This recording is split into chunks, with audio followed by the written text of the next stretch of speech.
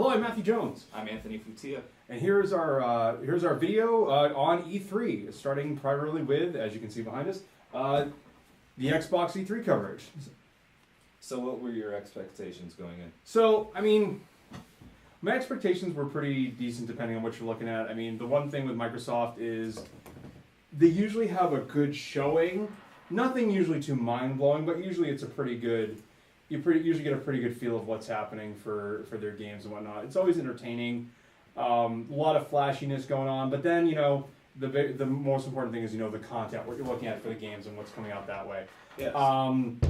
So, I mean, there's been a lot of leaks lately, newer Xbox model, things like that, and whatnot. So it was all interested. My big thing was like, all right, what's going to be true, what's not going to be true, and kind of go from there. So Definitely. So the first thing that was announced, or one of the first things, was the new model for the Xbox One S, and it runs 40% smaller, and it starts at $299 coming out in August. That was a pretty cool announcement. I mean, it's not a shock that we're getting a new Xbox that is a smaller unit. You know, that usually happens for pretty much almost all the systems, except for Nintendo doesn't usually run smaller units other than like the DS or ones like the Game Boy Micro. The Game Boy Micro. And the smaller the Nintendo. Oh, you're right. They did the red and black one towards the end. Yeah. But it was pretty cool. So some of the other things that came out with this that were pretty awesome. It can play 4K video. 4K video Blu-ray player. That seemed like that. You know, that output was pretty cool there. Like, that'll be great for Yeah, I'm sorry. I personally don't have an Xbox One, so I think I would definitely pick this up. Yeah, absolutely. I mean, the cool thing is, all right, 4K video. So if you have a 4K TV, that's a great way to start. You know, seeing things like 4K Netflix or like 4K Amazon and whatnot, and some of those, because there's not a lot of it yet, but as more and more players start showing up at a cheaper price point, you know, that have higher functionality like a system that plays games, that'll give you more to it.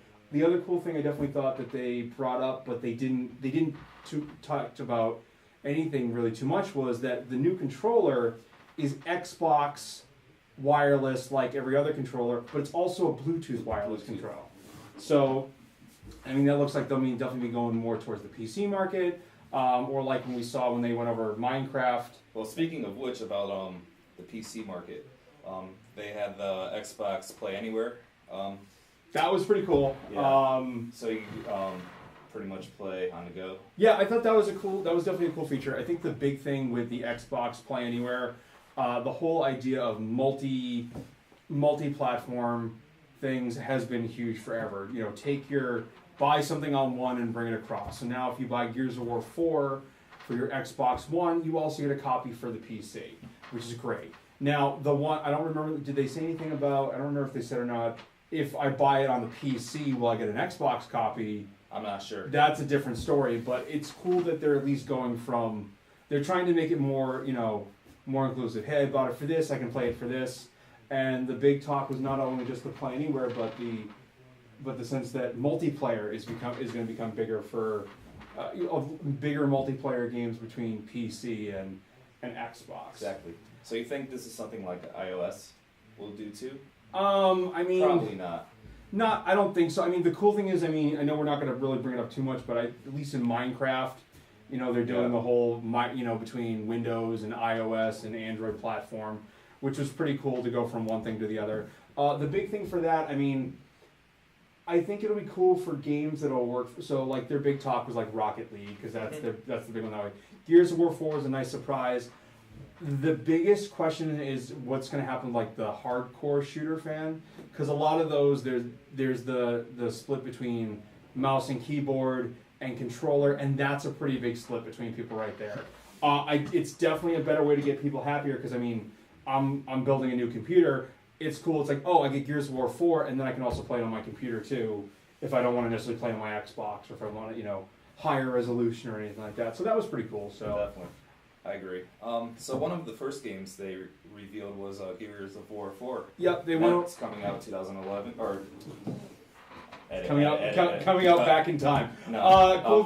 Cool thing. Yeah, Gears of War 4. October 2016. They finally gave a date for it, which was great. October. The cool thing is they went over the other big things again: PC versus Xbox. This is a game where I think a controller is a great way to play just because of the way that the combat system is. I have not played Gears of War in a long time. We will get you caught back up. We'll get you through the series. Right, because they remade the first one on Xbox One. And it played great. It was cool to see it and updated on the Xbox. I know they're not doing it the other ones, but at least all of them are backwards compatible, so you can play all of them on your Xbox One. Wow. You know, so that's a pretty cool at least way to go that way. So, Core. So, tell me about this game. What did you like about it? Well, ever since it was announced with the trailer last E3, there was like no information after that. It was like, hey, Recore's coming out. All right, that's amazing. It's by the guy who made Mega Man and a lot of key members of Retro Studios, makers of Metroid Prime and all that. A lot of those guys were working together on a game that got canceled by Capcom because Capcom hates Mega Man now. And now this is what they came up with. Now, last time when they showed it, it was just a big CGI trailer, which was cool. But, you know, that doesn't give us a lot to work on. This time they showed us, they went through the different robots, and they showed us actual gameplay, and that was really cool. The gameplay looked really good. And the biggest thing is that not only did it show gameplay, we also have a release date in September. Yep, September. Which this looks cool. This is definitely a day one purchase for me. Do you know if it's got multiplayer? I don't know. I don't remember them seeing anything for multiplayer. It looks pretty. I mean, unless it's like you and your robots fighting other people with their robots. But yeah, I don't know. I mean, hopefully, if someone knows, hopefully that'll come out soon. But definitely. It's Final Fantasy 15. Final Fantasy 15. What do you think? I mean, I know I know you like Kingdom Hearts and all that a lot. I like Final Fantasy in general. But what did you think of this? I don't know. The gameplay trailer was kind of weird to me. Yeah, I'm not really caught up with the series though, so I can't speak on like how it compares to like 13 and 14. Yeah, I mean, 14 being the MMO, 13 being more action, being a fast-paced action one. This one's been getting a lot of, looking. It's like, oh man, this looks amazing. I don't know about you, but the trailer, I was like, all right, they're fighting a big monster. I didn't really get the sense of how awesome the combat is. I think I may need to, this is one I need to definitely get my hands on to really see how this combat is. It was cool to see them take on the giant, like, Titan thing, but I was getting a very, like, God of War vibe, very, Platinum Games, kind of, Devil May Cry style. Definitely. Giant boss thing. It'll be interesting to see how it goes. I'm excited for it. I'm more excited for Final Fantasy VII Remake. The Final Fantasy VII Remake. And Kingdom Hearts 3. And Kingdom Hearts 3 when that shows up. And hopefully it shows up. It'll show up eventually sometime in the year 2025 or something. But yeah, I think it'll be cool. I'm interested to see if the Sony conference later will have a better showing for Final Fantasy, because they always seem to be more buddy-buddy with Square Enix. And it was like, all right, here's a demo for Xbox, and then it was kind of like, oh cool, they were off the stage in like a minute, and I wasn't really feeling much for it. But we'll see where it goes. Hopefully a little more will come out, because I think it's supposed to still be out before the end of the year. So all right. So let's talk about Xbox Live and the features coming out. Yeah. One of them was background music, like you could create your own soundtrack finally. That's cool. It's nice to be able to do that. I mean, I love listening to my own music when playing games if I'm not in a game chat or anything with anyone else. Like you can do that with the original Xbox. Like you could take a CD, put it on the system, and then just play the soundtrack from your music instead of the other from whatever the game was. I think it'll be great. It'll definitely be good as long as you can get decent volume controls, because like anything, I can play a game where I'm in a party with people that I know. I'm talking to them, but there's still background music in the game that I'm listening to. But it'll be cool if I can at least control the volume that way. So I'm still hearing my friends talk at whatever normal pace I'm listening to, but then I'm still listening to music. So that's a cool feature coming out that way, I think. Another feature we have is clubs on Xbox Live. What do you think of that? What do you think about Club Xbox going out and joining groups and local groups in your area? Yeah, Craigslist on Xbox Live pretty much. We'll see how it goes. I'm kind of more excited for the arena. Yeah. We can have tournaments based on certain games. That's definitely really cool. I think that'll be a great feature, especially hopefully more and more games find it as a decent feature. Fighting games especially are always great, especially in the sense of, larger rooms or whatnot. The one thing that made it sound a little funny, though, was when they were talking about, they're like, yep, and EA is bringing FIFA and other games within the coming years to arena mode, which is like, wait, do you mean months? Do you mean weeks? It's like coming years. That's a long.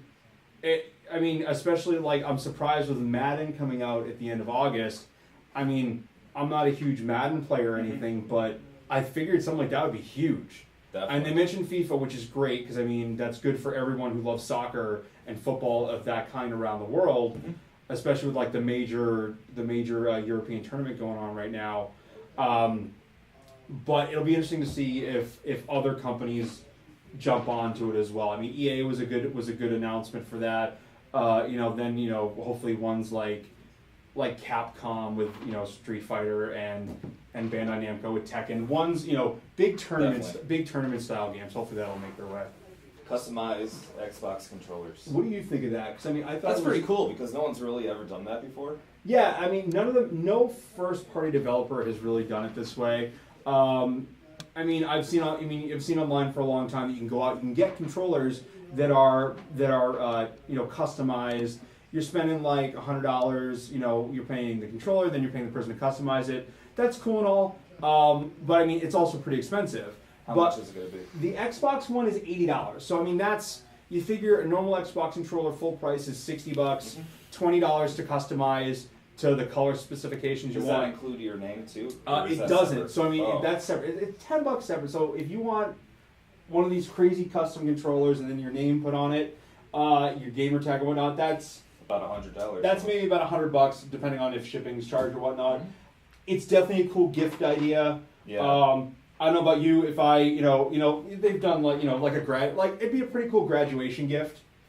If your mother played Xbox, think of it like a Father's Day gift, right? Rather than getting something like Love You Dad and like a pen or something like that. It's like, number one dad, or we love you dad, and it set it across the controller. I mean, I think that'd be pretty cool that way. My dad doesn't play video games, so your dad doesn't play video games, but in the sense of smaller children buying stuff for their dads, for millennials and going on, that may be pretty cool. Definitely. I mean, it's a good idea. I don't think I'll do it right away. Yeah, exactly. I don't see a reason. Like, I don't need a controller. I don't see a reason for it. I mean, if someone wants to get me one as a gift, I wouldn't say no to one as a gift, but I just think that as is, I don't see myself going out and buying one. I have 2 or 3 friends right now who I know who are probably already on Xbox trying to buy one because that's just the type of guys they are. Especially probably this one, maybe in a slightly different shade of green. But yeah, I mean that's pretty cool though. Imagine if they did this with Game Boys. Or oh DS. my gosh, Game Boys or Nintendo. If Nintendo gave me this option, Nintendo. Yeah. Everyone in this room. This is an okay one to copy. Give me a 3DS style system in whatever color I want, and that is totally the way to go. But anyway, just you don't have to listen to us, but we highly recommend it. So next, We Happy Few. We Happy Few. That was a weird trailer. That was a weird trailer. This game looked messed up in the best way possible. It's a survival action. It's a survival action game. It definitely gave me that kind of BioShock kind of feel. It definitely had a lot of cool things going on for it. The trailer was bloody. The trailer was grim. I'm super excited for this game. This is probably one of the cooler things they showed. I mean, I saw a little bit of this at PAX, but I wasn't really sure too much about it. Now I definitely got a better idea for what we're looking at. It's definitely interesting to see. Now this is one of the few ones that's coming in Xbox's new preview program, where you can preview games ahead of time. The only thing that I find weird about that is that while the game is still being built, it's an action game. So if there's only one story, it's kind of weird to play it in the build ahead of time, especially if they're trying to get the bugs out. It may be awesome for the future, but I mean we'll see where it goes. Like, I would like to see more gameplay footage before. More gameplay because all we had was in his office. And then the pinata, and then it looked like it was actually a possum that they beat up, and there was blood everywhere. It looked wonderful. So, and when does this come out? The preview, the full game doesn't have a release date yet. It looks like the preview, I think, is coming out. It's in July 26th for the preview program. So we'll see where that goes. Yeah, what other games we got? So next game, Scalebound. This game, I am super excited for. I'm partially biased, as when I was working PAX Prime over the summer, my panel, the room that I was working in, I hosted their panel. Oh, okay. So I got to meet the development team, talk to the guys. It was fun, and it was fun to watch. It was everything. I know it got pushed back to 2017, but Platinum Games is best when they're allowed to do whatever they want. So give them the time to make the game. Bayonetta 2, I think, is a perfect example of that. The multiplayer aspect looked awesome. The giant monsters. I was way more excited about the giant monsters in this than I was in watching the Final Fantasy trailer. Yeah. The big thing about this one though is I think just the multiplayer aspect will be the big thing, really because good. That's one thing usually about Platinum Games. Usually their multiplayer aspect, you're in the same room, couch co-op, which is cool and all, but to be able to do a large-scale multi-person action game, it looks a lot like Monster Hunter meets Devil May Cry. Not in a bad way, but that's pretty much what we're looking at. So I'm excited for it too because it's the original title for the Xbox One. yeah, an We original. we don't get too much of those. We don't get enough original titles anymore. Yeah. There's a lot of HD remakes, so I think this will be a big one. So Definitely. Gameplay looked good. Gameplay looked Do you good. know when it comes out? Sometime in 2017. I'm Okay. assuming this is probably gonna be one of their holiday titles, or their end of their big push before the end of the summer, like in April, May, just to be like, hey, here's a game to play over the summertime. Don't enjoy enjoy what we got. So yeah, I think this will be a great one. So Definitely. Project Scorpio was definitely kind of a blown away thing to be like, all right, what are they doing? All right, so it's their 4K gaming Xbox, 4K gaming, 4K video, super hyped up graphics, apparently the most powerful graphics of any console. But if you think about how consoles go, every time a new console comes out, technically one of them has the most powerful. It looked cool. There wasn't anything shown for it. The big thing about this is, again, 4K gaming, but the other big one is VR integration. Whether that means that it's going to use its own VR, like Oculus working with Xbox, or like if it's going to allow other VR systems to be integrated, like you can buy an HTC Vive or something and use that. That's pretty cool. My only thing is that this took any wind out of the smaller Xbox. Right, because I was planning on getting that smaller Xbox. Yeah. Now why not just I think wait the till first this? thing I looked, I was like, oh man, a smaller Xbox. 4K video Blu-ray player for $300. Trade in my other one, transfer all my stuff over, done deal. Then they announced that this was coming out in 2017, and I was like, okay, why would I upgrade my Xbox now? I don't see a reason to until this comes out. I think it would have just been more interesting to kind of. This would have probably been a better announcement for later on.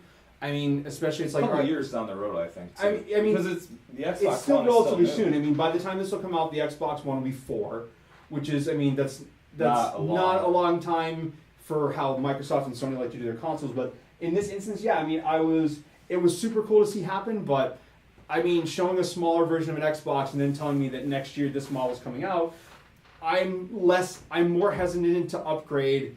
I mean, I think the S is more geared towards someone who's buying an Xbox for the first time. Yeah. Or again, like I said, if you need a a 4K high def Blu-ray video player for $300 with a controller and it plays video games, that's a great deal.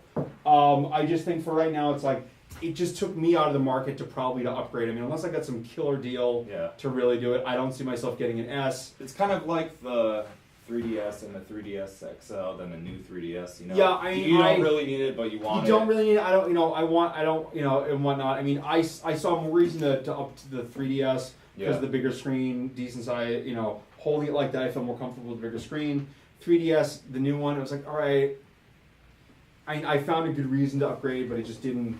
This, I just don't see the point yet, especially if I'm looking to build a new computer anyway soon.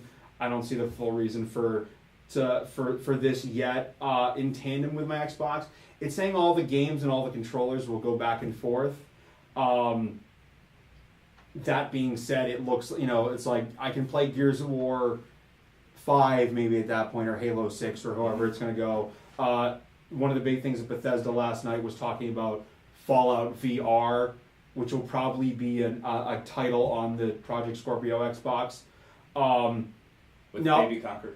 With maybe Conquer. Yeah. I don't think Conquer's coming back for a while, but yeah, I mean it's cool. It made me super excited for Project Scorpio, but it didn't make me care about the new Xbox One model. What does this mean though for other like companies like Sony and Nintendo? Like, I is mean, PS4 going to cut their lifespans short now just to compete with Project I mean, apparently Scorpio? Project Neo, the Sony one, they have announced that it exists, but they're not going to talk anything more about it until apparently later on. Apparently, it's not going to show up at E3, but we'll see if that's actually true tonight or not. Nintendo, I mean, We don't know anything. who knows about them, what Nintendo's doing? We never know. We'll but wait. we'll have to wait and see. I mean, other than that, I think yeah. So what do you give this grade? I give it a B. I mean, Yeah. I thought they had a lot of good information. I wasn't like, man, this is the coolest thing ever. It's not their best. It's not their worst. Yeah, I gave it a B. Me too. Yeah. And I think other than that, yeah, I think that's our roundup of the Xbox One and Xbox Microsoft's press conference. I'm Matthew Jones, I'm Anthony Futia. and we'll see you next time.